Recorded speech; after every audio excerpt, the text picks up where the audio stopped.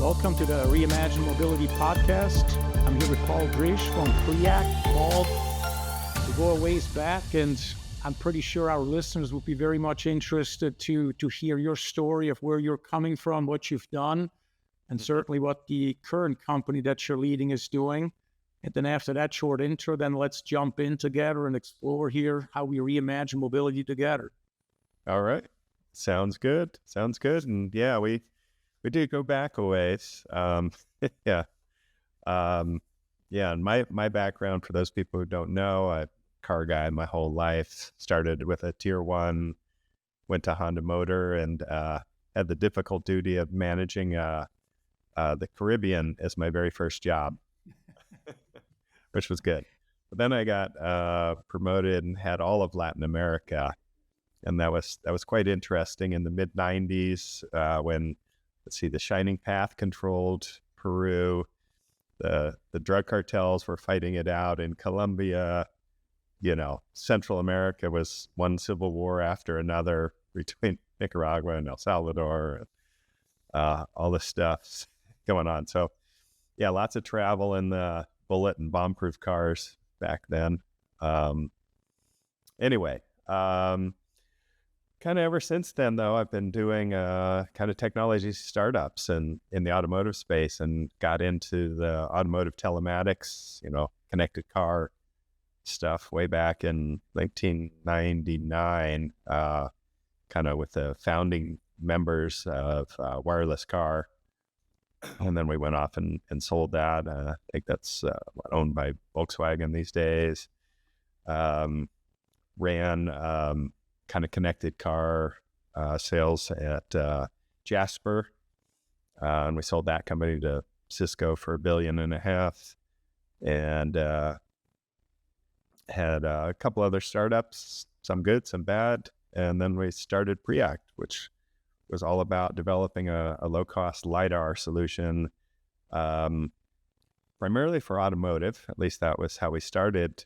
Since then, though, there's a lot more use cases outside of automotive. And so honestly, we're probably 80% non-automotive these days. And where we are in automotive, it's more in the heavy trucking side, actually. It's been kind of where we've had success. So anyways, that's me in a nutshell. Perfect. So let's jump right in. I know you were at CES. I was at CES 2024 here just a few months ago, or a month ago.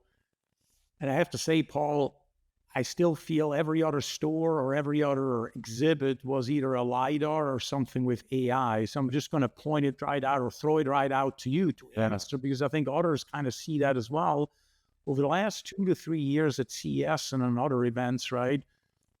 Every other booth, every other exhibit, another LiDAR with supposedly something, yet another better, faster, whatever, higher capable, better to integrate, more capable AI, yada, yada, yada, product. Tell me, do we really need that many LiDAR companies? No. Is there really that much difference? What am I missing here? Yeah, no, God, no, we don't. Luckily, PreAct, for better or worse, we kind of came late to the game. And so we knew there's already 60 or 70 people trying to do long-range automotive LiDAR. I wasn't a big believer in kind of when self-driving vehicles were going to get started. I had come out of that space. I did 18 months at a startup doing high-definition mapping for autonomous vehicles, and I could see the technical deficit to get those things in a cost-effective and functionally effective role was still decades away. So when we founded PreAct, we went after existing market, the short range sensing, typically controlled by RGB cameras, ultrasonic sensors, and short range radar. $30 billion existing market versus long range LiDAR, which their existing market was zero, literally zero. And even today, how much is it? It's just a few, altogether, Small relatively. $10-20 million a year in revenue. I mean, it's nothing. It's just minuscule, Okay, how many self-driving cars are on the road today? Not a lot.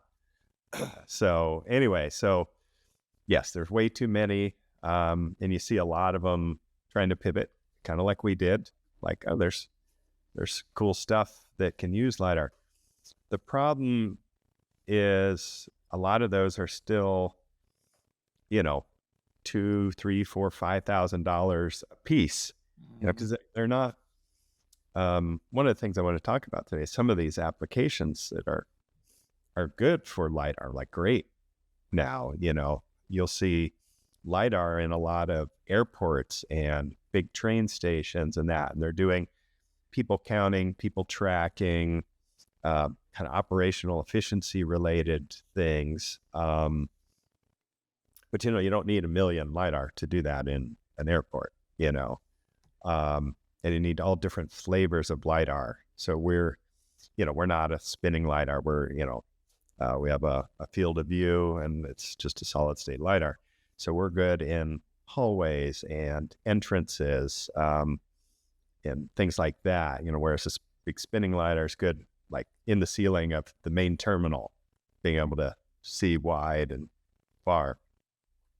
So it takes a mix. Anyway, back to your question, the original question, are there too many? Absolutely. Even in our space, there's still too many.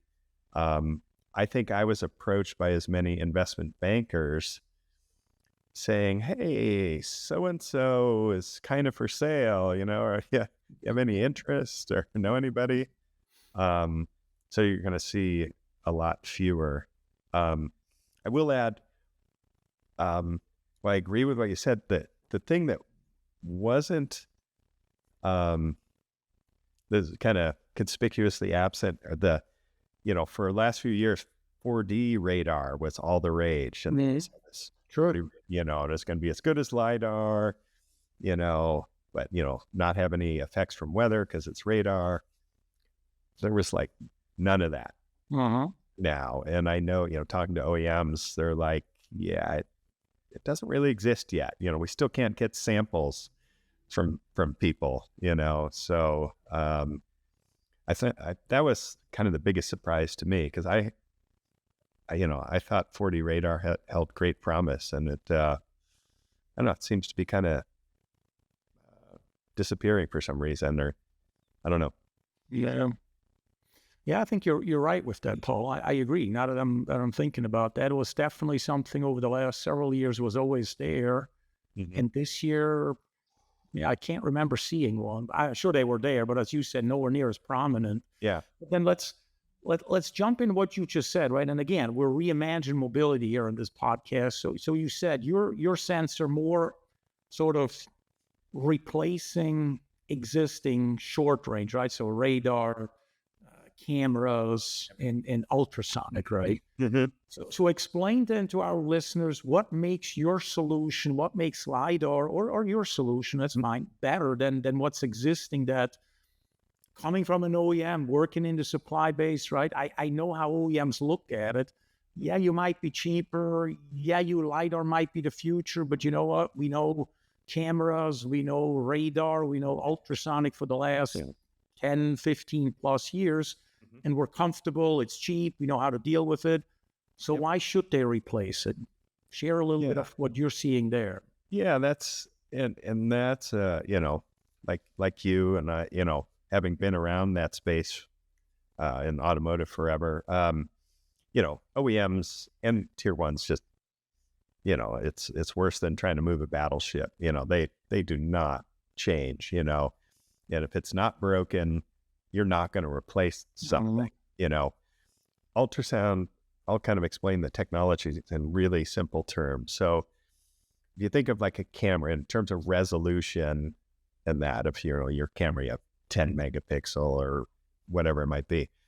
Well, ultrasound is so low resolution, it's like a single pixel. It just shows there is a blob somewhere. Couldn't tell you where it is, but it's just kind of in my range.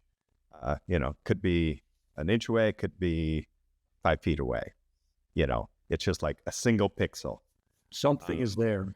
Yeah, radar will get you the range, but it's still just, there's a blob somewhere out there.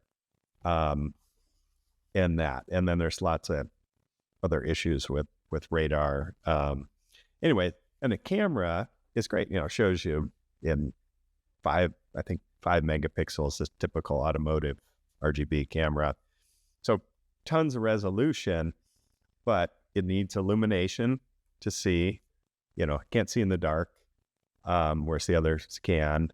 Weather affects it, shadows and reflections trick it. You can use AI, which requires a lot of processing power and would cost money, kind of the Tesla model. But even that gets fooled, 5% of the time,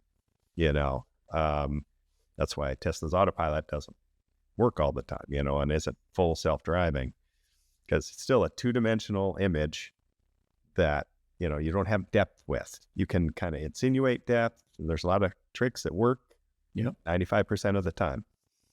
So that's the thing. And LiDAR has much higher resolution, not as high as like a camera, but every pixel that comes back has like an X, Y, and Z coordinate. The depth and the exact position of that pixel. So you can see edges, and you can compare it. You can see the curb of the road versus whatever the object is, and that it doesn't need illumination, but it's affected by weather, especially like rain and fog are bad for LiDAR. It really reduces the range because each little bit of water is like a retroreflector, so that the light going into it gets reflected back,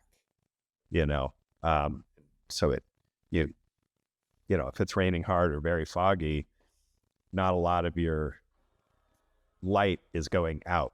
So yeah, that's a problem. Well, so then again, going back, why then you explain now essentially with the technology advantages, at least maybe substitute a LiDAR for a ultrasonic, right? You may still need a camera. I still need a radar for some of the weather or other related things. But why then, explain a little bit, why don't we see more LiDAR solutions to replace, let's say, my parking sensors that I need, or my backup system that maybe cameras shouldn't be necessarily based on because of cross traffic, because of somebody sitting, a toy, a small child, all these scenarios that we're all very familiar with. Why don't we see more OEMs pushing for this? Is it they are, we just haven't seen it come out yet? Is it really, there's a 2, 3, 5, maybe 10% improvement, but it doesn't warrant the new system? Share a little bit. Why are we struggling not to reimagine mobility, but to create the new mobility ecosystem as relates at least these type of sensors? What do you see, Paul? Yeah, well, it's a couple things. One, it's again, it's a lot of work to change, both for the tier one who's building these systems and then the OEM. And if it ain't broke, don't fix it, The other thing is, a good example, I've met multiple times over the years with like the head of safety at one of the big 3 OEMs in Detroit. And at the end of every meeting, it's almost like it's like programmed into their corporate culture. He'll say, if it costs 5 cents, wait, how's it put? I don't want to screw this up. We are not going to spend 5 cents more than it takes to meet the federal safety requirements. So if we've got it met and your solution is better, but it costs 5 cents more, we're not going to do it. Yeah. And this is the head of safety, Yeah. We see, the statement doesn't surprise me, right? It may surprise some of our listeners, but it's in some cases, innovation or the reimagine of mobility is stifled by the fact that there's a law. And in other cases, the law is there and it almost pulls innovation away from other areas that the industry feels could be more productive, right? We have this discussion now again with EVs, hybrids, and then ICEs, right? Where regulation says one thing, companies and technology experts say something different, at least slightly different, yet there's a conflict, I guess, with regulation. Yeah. So then maybe jumping back to what you earlier talked about, airports and hallways and all that stuff. Yeah. Contrast that industry, Paul, with us a little bit as we look at mobility that we just talked about. And again, if your latest statement, a perfect description of some of the challenges the mobility industry faces, which is regulations, both good and maybe bad in some cases. How is it then in the security and in the monitoring industry? I'm not sure I use the right words here for those industries, but those other industries you mentioned, how is it there? Yeah. So I want to go back to my past statement, because I don't want, anybody to think I'm kind of bashing this one kind of safety executive, because it's people don't want to pay for safety too. So it's not, I don't blame the OEM for not wanting to spend any more money, because, it's like insurance. You don't think you need it. You hate buying insurance. Most people don't have insurance, like life insurance or that sort of thing, because they're like, it's expensive. I'm not going to die next year, that sort of thing. So I don't blame them, because it doesn't, countless studies show safety doesn't sell. So, so that's kind of a good transition into the other markets, because there you're talking about very simple ROI models that these guys share. Like a good example is an area we're working in, and kind of like technically it'd be called like facilities management. That makes you think of like janitors and, people that clean a school at night or whatever. And it is that, but it's everything. It's the HVAC systems, it's electrical, it's everything that takes to run a facility or building or that. A good example is like airports. Airports are all about efficiency and being able to reduce costs. And their business is very spurty. A plane from China lands, and all of a sudden there's, 300 people in a bulk, just attack a bathroom, or the bathroom's right there, destroy them, and then move on, maybe go through the gift shop, that sort of thing on their way to, wherever. And then nobody for an hour in that. And so how do you staff for that kind of traffic? Both cleaning as well as the the quick service restaurants along the way in that. So this allows you, if you're kind of monitoring people and you see, we have a solution for bathrooms.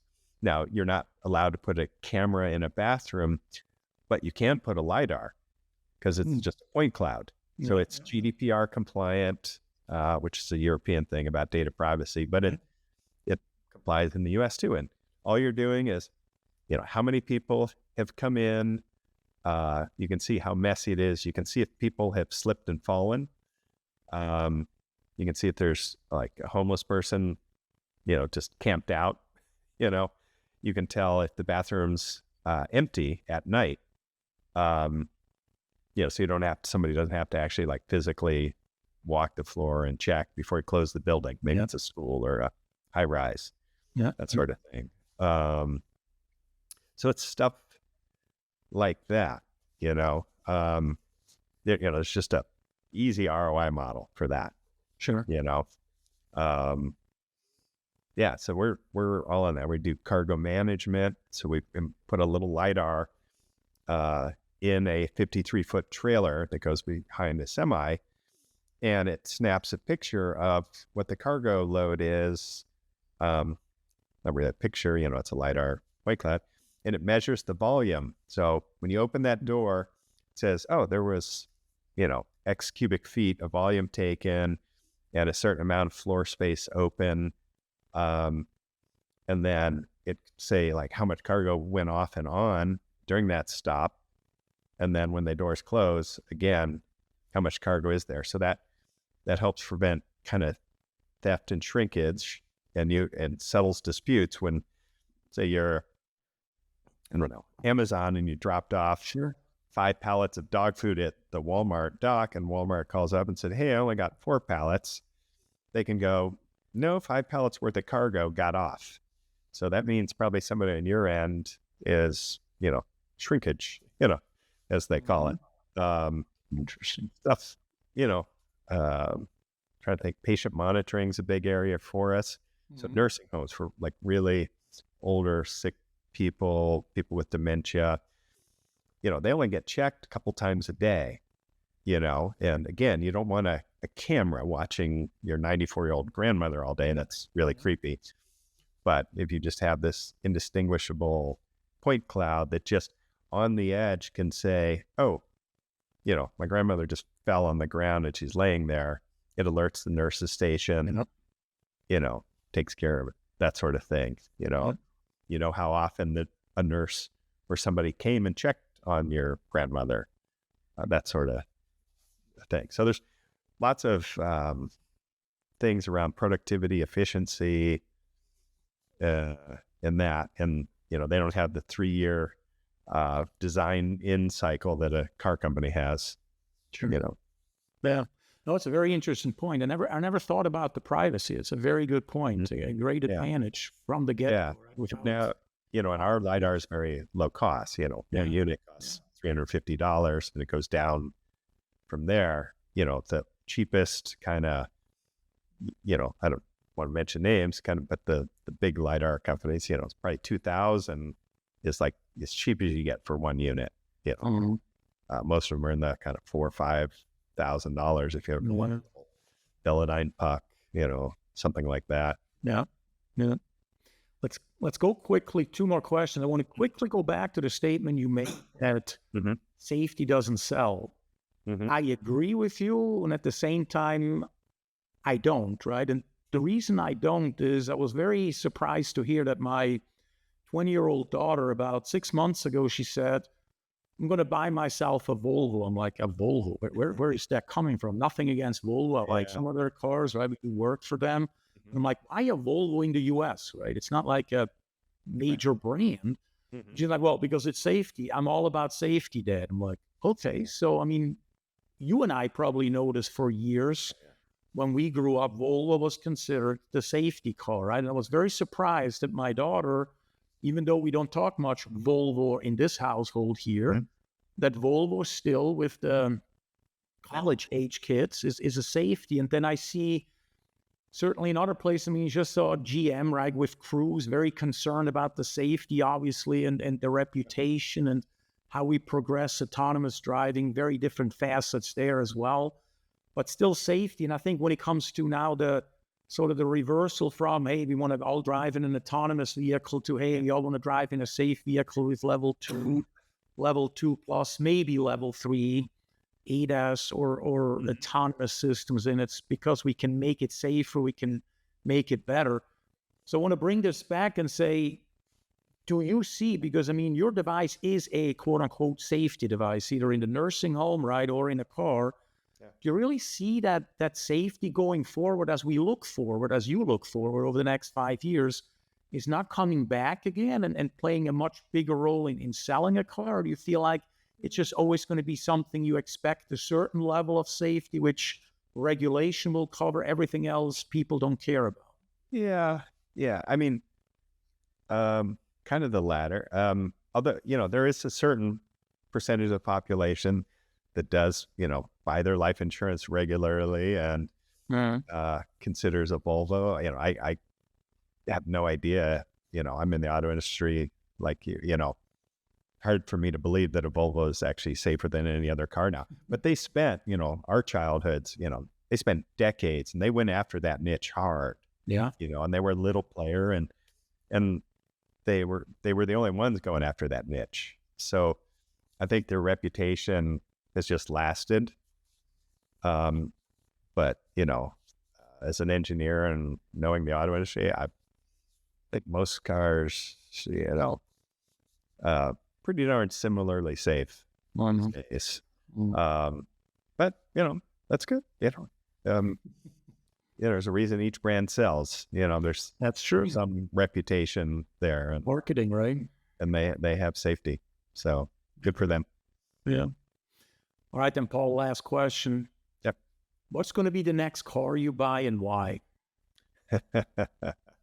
Tough call. I haven't actually had my own car for a couple of years now, and I kind of enjoy it. I have some I have my AMG Gullwing and some exotics, but I don't have a daily drive. But I've been looking for an EV that will also fit my bicycle. So the new Macan EV, the Porsche Macan EV, I've got my eye on that one. So I want to go electric, and I know some of my friends will cringe when I say that because they're diehard internal combustion guys. But that's the only one right now that strikes my fancy. Tesla's got great cars. I don't find them attractive at all, and I'm such a car guy. I have to walk up, love the look of my car. You're still a design guy, yeah? Yeah. And I mean, again, Tesla probably the best technology, but God, they're just not attractive cars to me. Understood. I wish, 'cause that's probably what I'd buy. Okay. Anyways. Well, that's good. It's a perfect answer. So, Paul, thank you very much for your insight. Very insightful, very educational for me too, to see those other areas that, again, you explained LiDAR is using, and certainly also the perspective on the automotive space with short-range radar. Yeah, short-range LiDAR, sorry. Yeah. Short-range LiDAR that can replace short-range radar. Very interesting. Thank you, Paul.